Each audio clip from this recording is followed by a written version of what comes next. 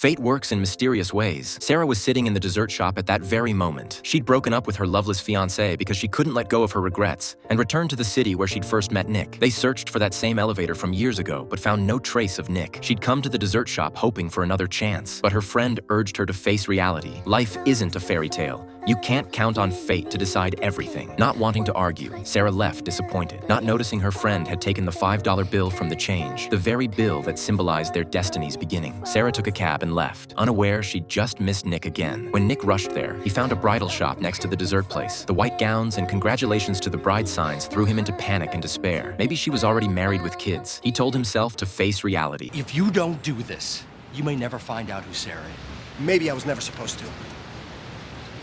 Maybe all this is just a maze designed to lead me directly back to where I started. Just get married.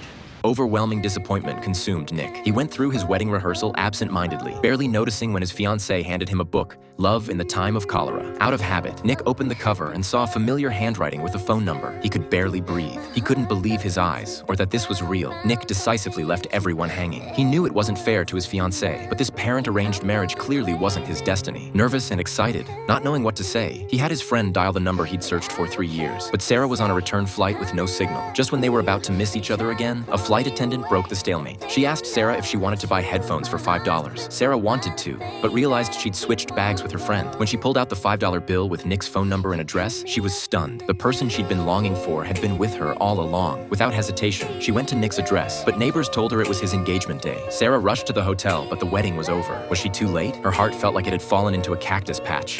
The pain was excruciating and helpless. The truth is, it never even began. What?